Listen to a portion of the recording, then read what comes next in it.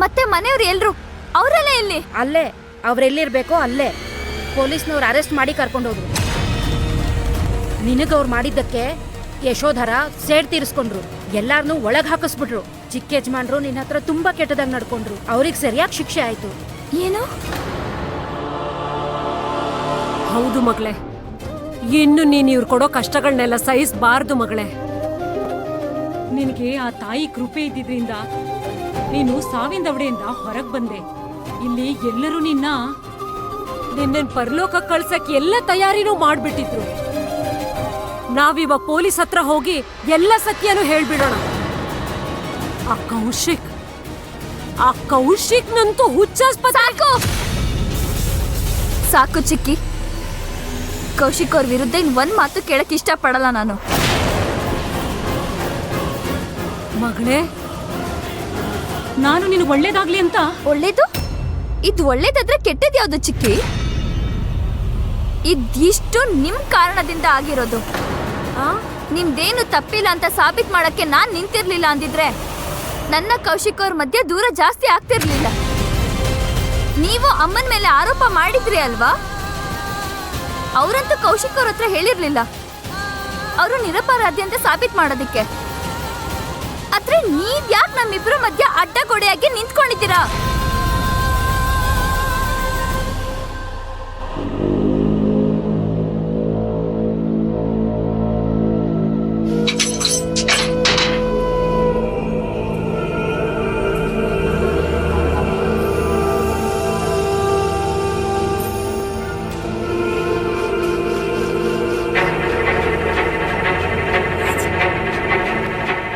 ಅಲ್ಲಿ ನೋಡಿ ಸಾಹೇಬ್ರು ಬಂದ್ರು. ಯಾರಣ್ಣ ಅದು? ನಮ್ಮೂರಿನ ಅನ್ನದಾತರು ಠಾಕೂರ್ ಉಪೇಂದ್ರ ಸಿಂಗ್.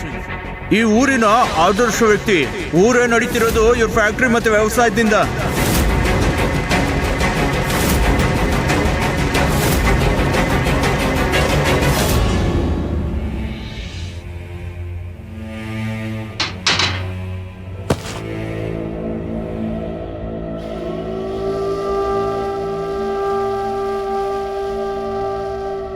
ಅಯ್ಯೋ ಇನ್ಸ್ಪೆಕ್ಟರ್ ಸರ್, ನಮ್ಮ ಮಾತು ಕೇಳಿ. ನೋಡಿ, ನಮ್ಮ ಮೇಲೆ ನಂಬಿಕೆ ಇಡಿ. ನಮ್ಮ ಪೂರ್ತಿ ಫ್ಯಾಮಿಲಿ ವೈನಿಧಿ ಮತ್ತೆ ಕೌಶಿಕ್ ಅವರ ಮದ್ವೆಗೆ ಒಪ್ಕೊಂಡಿತ್ತಲ್ವಾ? ಅದ್ರಲ್ಲಿ ಯಾವ ಸಮಸ್ಯೆನೂ ಇರಲಿಲ್ಲ. ಸಮಸ್ಯೆ ಇದ್ದಿದ್ದು ಆ ಯಶೋಧರಳಿಗೆ. ಆ ವೈನಿಧಿ ಅಂತೂ ತನಗಿಷ್ಟ ಬಂದ ಹಾಗೆ ನಮ್ಮ ಮನೇಲೆ ಓಡಾಡ್ಕೊಂಡಿದ್ಲಲ್ವಾ? ಅವಳಲ್ಲಿ ಇರಬಾರ್ದು ಅಂತ ಒಬ್ಳು ಅನ್ಕೊಂಡಿದ್ಲು. ಅದ್ ಬೇರೆ ಯಾರು ಅಲ್ಲ, ಯಶೋಧರ. ಅವ್ರನ್ನ ನೀವ್ ಯಾಕೆ ಅರೆಸ್ಟ್ ಮಾಡ್ಲಿಲ್ಲ? ನೋಡಿ ಇನ್ಸ್ಪೆಕ್ಟರ್ ಸರ್, ವೈನಿಧಿ ಡೆತ್ ಏನಾಗಿದೆಯೋ ಅದು ನಿಜವಾಗ್ಲೂ ನ್ಯಾಚುರಲ್ ಡೆತ್ತೇ ಆಗಿರೋದು. ಆದ್ರೆ ನಮ್ಮ ಫ್ಯಾಮಿಲಿಯವರು ಏನೂ ಮಾಡಿಲ್ಲ. ಪೋಸ್ಟ್ ಮಾರ್ಟಮ್ ರಿಪೋರ್ಟ್ ಬರ್ತಿದ್ದಾಗೆ ಗೊತ್ತಾಗುತ್ತೆ ಯಾರು ಏನೇನ್ ಮಾಡಿದ್ದಾರೆ. ಹೋಗಿ ಕುತ್ಕೊಳ್ಳಿ. ಅಲ್ಲ, ಎಷ್ಟೊತ್ತಂತ ಕೂತ್ಕೊಳ್ಳೋದಿಲ್ಲ. ನೀವ್ ಯಾಕೆ ಹೀಗ್ ಮಾಡಿದ್ರಿ ಚಿಕ್ಕಿ? ನೀವ್ ನನ್ ತಾಯಿ ಸ್ಥಾನದಲ್ಲಿ ನಿಂತ್ಕೊಂಡು ನನ್ ಮನೆ ಹಾಳು ಮಾಡಕ್ ನಿಂತಿದ್ದೀರಾ? ಯಾಕೆ? ಇವಳು ನಮಗ್ ಗೊತ್ತಿರೋ ವೈನಿಧಿ ಅಲ್ವೇ ಅಲ್ಲ ಅನ್ಸುತ್ತೆ. ಅತಿ ಆಯ್ತು ಚಿಕ್ಕಿ. ಈಗ ನನ್ನ ಮತ್ತೆ ಕೌಶಿಕ್ ಅವ್ರ ಮಧ್ಯೆ ಯಾರನ್ನೂ ಬರದಕ್ ಬಿಡೋದಿಲ್ಲ. ಯಾವತ್ತೂ ಮಾತಾಡೋಣ ನಿಮ್ ಜೊತೆ. ಯಾವುದೇ ಸಂಬಂಧ.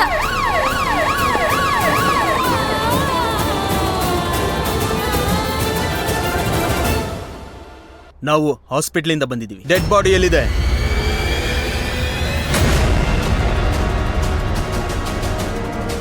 ಅಂದ್ರೆ ಏನು? ನಿಮಗ್ ಗೊತ್ತಾ ಡೆಡ್ ಬಾಡಿ ಎಲ್ಲಿದೆ ಅಂತ? ಇದೇ ಡೆಡ್ ಬಾಡಿ. ಅಂದ್ರೆ ಏನು? ಇದು ತಮಾಷೆ ಅಲ್ಲ, ಇದು ನಿಜ. ಇವಳು ಮತ್ತೆ ಬದುಕ್ಬಿಟ್ಲು. ಡಾಕ್ಟರ್ ಸರ್, ಇಲ್ಲಿ ಏನೋ ತಪ್ಪು ತಿಳುವಳಿಕೆ ಆಗಿದೆ. ನಾನ್ ಬದುಕೇ ಇದ್ದೀನಿ. ನೀವ್ ನನಗೆ ಹೇಳ್ಬೋದಲ್ವಾ ನನ್ನ ಕುಟುಂಬದವ್ರನ್ನ ಎಲ್ಲಿ ಕರ್ಕೊಂಡು ಹೋಗಿದ್ದಾರೆ ಅಂತ? ನಾನು ಅವ್ರನ್ನ ಭೇಟಿ ಮಾಡ್ಬೇಕು, ಹೇಳಿ ಅಲ್ವಾ? ಹಳೆ ಊರಿನ ಹತ್ರದಲ್ಲಿರೋ ಸ್ಟೇಷನ್, ಮತ್ತೆ ಅಲ್ಲಿಂದ ದೊಡ್ಡ ಜೈಲಿಗೆ ಕರ್ಕೊಂಡು ಹೋಗ್ತಾರೆ. ಕೌಶಿಕ್ ಮಗಳೇ, ನನ್ನ ಮಾತು ಕೇಳು. ಚಿಕ್ಕಿ,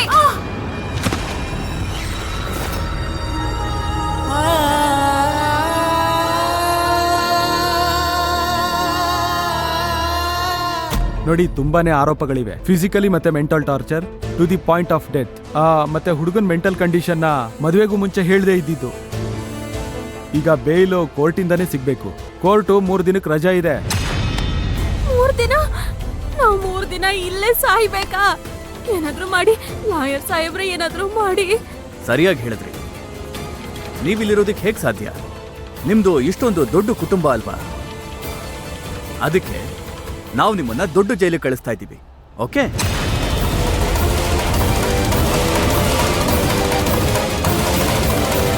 ನಾನು ವ್ಯವಸ್ಥೆ ಮಾಡ್ತೀನಿ. ದೊಡ್ಡ ಜೈಲಿಗೆ ಕಳಿಸೋದಕ್ಕೆ ಏರ್ಪಾಡು ಮಾಡಿ. ನಿನ್ ದೆಸೆಯಿಂದ ಮನೆ ಹಿರಿಕರೆಲ್ಲ ಜೈಲಲ್ಲೇ ಸಾಯ್ಬೇಕು. ಕುಟುಂಬದ ಮರ್ಯಾದೆ ಚೆನ್ನಾಗಿ ಉಳಿಸಿದ್ಯಾ?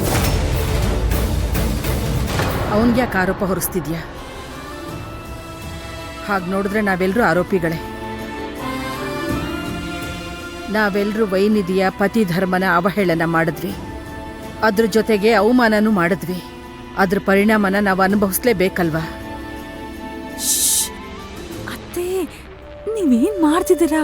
ಜೋರಾಗಿ ಮಾತಾಡಿ ಶಿಕ್ಷೆ ಜಾಸ್ತಿ ಮಾಡಿಸ್ತೀರಾ? ಇಂಥ ಸಮಯದಲ್ಲೂ ನಿಮ್ಗೆ ನಿಮ್ದೇ ಚಿಂತೆ ಆಗ್ಬಿಟ್ಟಿದೆ. ಈ 3 ದಿನದಲ್ಲಿ ಯಶೋಧರ ವೈನಿಧಿ ಅಸ್ಥಿ ಕೂಡ ಬಿಟ್ಬಿಡ್ತಾಳೆ. ಒಬ್ಬ ಮುತ್ತೈದೆಗೆ ಅವಳ ಗಂಡನಿಂದ ಹೆಗಲ್ ಕೂಡ ಕೊಡಕ್ಕಾಗ್ಲಿಲ್ಲ. ಅಯ್ಯೋ ವೈನಿಧಿ, ಕ್ಷಮಿಸ್ಬಿಡು ನಮ್ಮೆಲ್ರೂ. ನಿನ್ ಜೊತೆ ತುಂಬಾ ತಪ್ಪಾಗಿ ನಡ್ಕೊಂಡ್ಬಿಟ್ವಿ ನಾವು.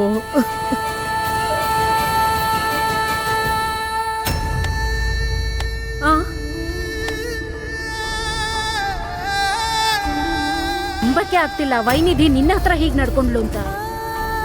ಇವಳು ನಮಗ್ ಗೊತ್ತಿರೋ ವೈನಿಧಿ ಅಲ್ವೇ ಅಲ್ಲ ಅನ್ಸುತ್ತೆ.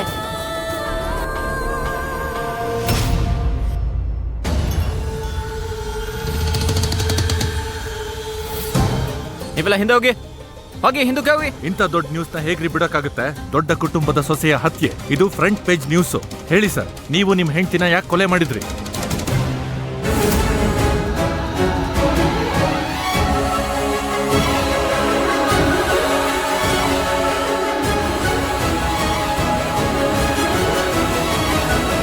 ಅಕ್ಕ, ನೀವ್ ಯಾಕೆ ಕೊಡ್ತಿದ್ದೀರಾ? ಕೌಶಿಕ್ ಅವ್ರನ್ನ ಮತ್ತೆ ಎಲ್ರು ನಿನ್ಗೆ ಅವ್ರ ಸತ್ಯ ಎಲ್ಲ ಗೊತ್ತಿದೆ. ನೀವು ಮತ್ತೆ ಹೇಗ್ ಮರ್ತೋದ್ರಿ? ಅವ್ರ ಮಾಡಿದ ತಪ್ಪಿಗೆ ಅನ್ಭವಿಸ್ಲಿ ಬಿಡಿ. ನೀನ್ ತಮಾಷೆ ಮಾಡ್ಬೇಡ ಪುಟಾಣಿ.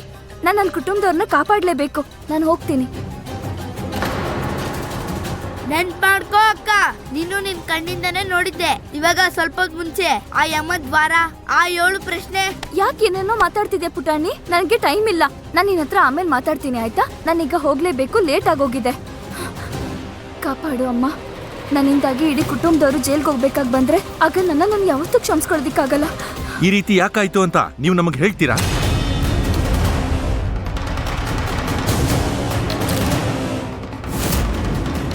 ದೂರ ಹೋಗಿ, ಸ್ವಲ್ಪ ಹಿಂಸರ್ಕೊಳ್ಳಿ. ಕರ್ಕೊಂಡೋಗಿ ಇವ್ರನ್ನ, ನಡೀರಿ.